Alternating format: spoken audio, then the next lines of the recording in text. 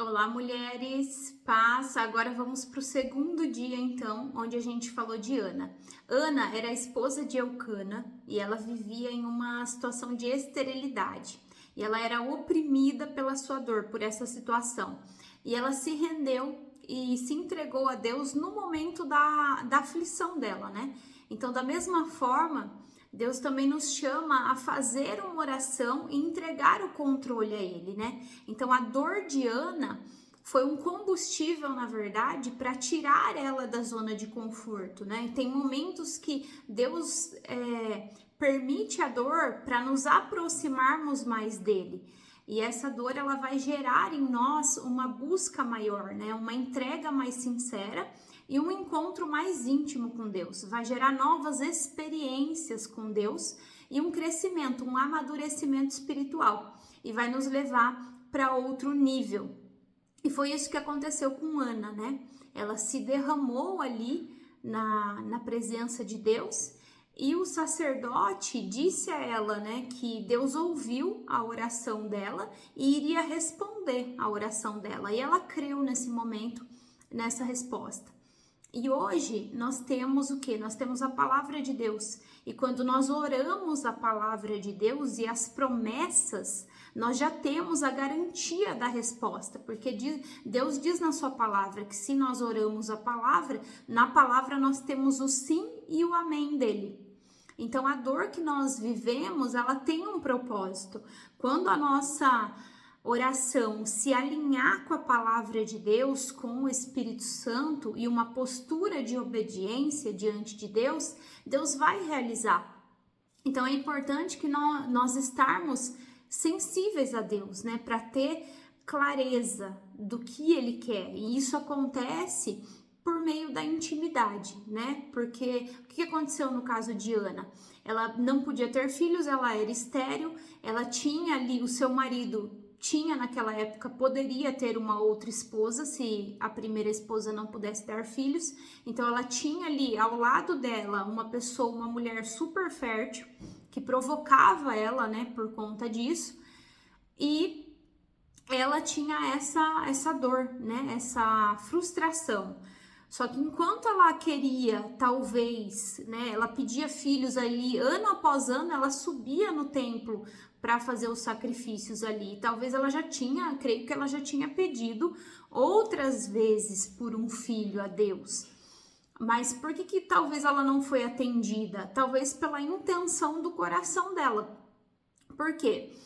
Enquanto ela estava pensando em ter aquilo somente para o benefício dela, somente para aliviar a dor dela, aliviar a vergonha dela, quando era um pedido voltado somente para que fosse resolvido algo para ela em si, não era o que Deus queria ainda, né? Deus tem um propósito maior. Então, assim, ele tem um propósito sim, de atender as nossas orações, de nos livrar, nos libertar, ali resolver os nossos problemas, mas ele quer que também a gente, através disso, a gente venha testemunhar, através disso venha se tornar algo também positivo para o reino dele em si, para o crescimento do reino dele, né? Não só de uma forma egoísta. E aí, quando ela alinhou o coração dela com Deus, né? Ela pensou, poderia ter pensado assim, Deus, eu não quero mais um filho só para mim ter e poder mostrar para Penina, por exemplo, que eu tenho um filho.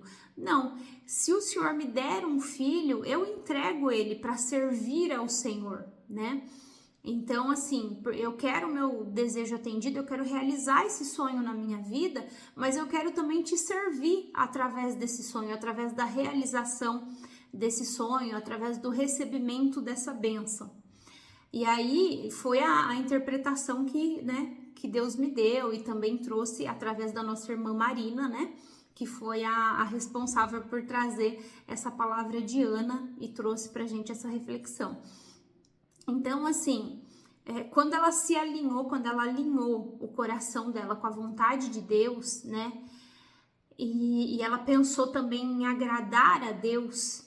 Aí Deus atendeu a oração dela, porque Israel estava passando por um período em que sacerdote ali, né, que também era juiz, enfim, ali que tomava conta do povo, ele estava assim se perdendo, né? Ele estava numa zona de conforto, estava acomodado, os filhos dele estavam pecando, estavam roubando as ofertas, estavam cometendo pecado sexual, tudo ali na porta do templo, e o povo já estava revoltado com aquela situação, e isso estava levando esse mau testemunho, estava levando o povo a se afastar de Deus e a querer desistir de fazer os sacrifícios ali, né? Porque não era mais levado a sério. Aqueles líderes, aqueles que estavam na frente não estavam mais levando a sério.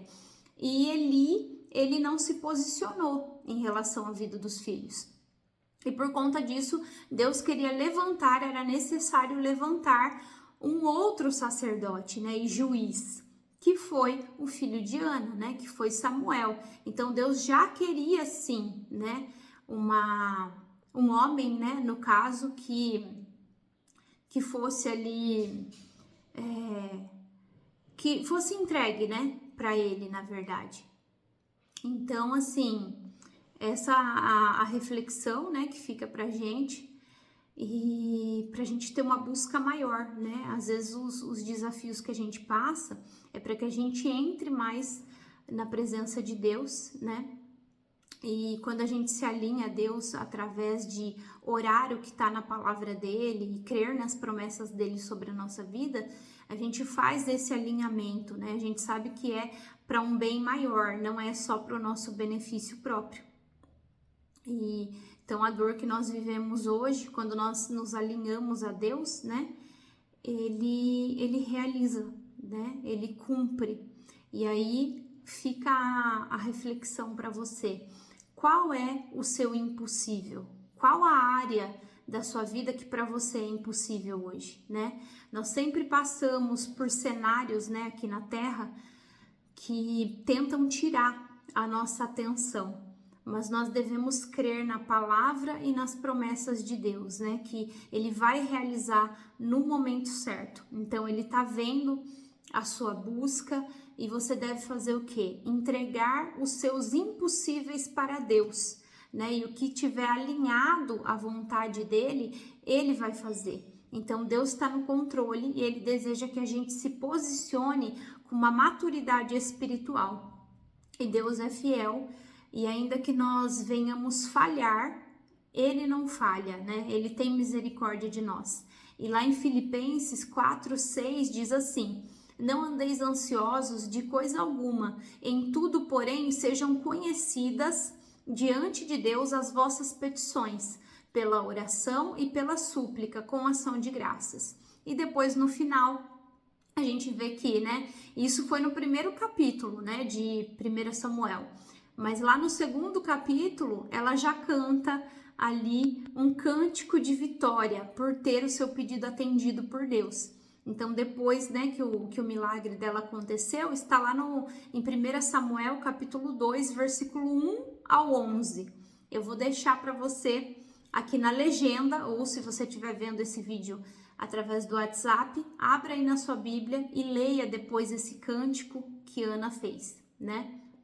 Agradecendo ali a bênção que Deus entregou para ela e que fez diferença não só na vida dela. Então, em nome de Jesus, eu profetizo que o seu milagre, a sua bênção vai chegar, não só por causa de você, mas para que seja testemunho e bênção para a vida de outras pessoas, para que venha gerar crescimento também no reino dos céus. Amém? Deus abençoe.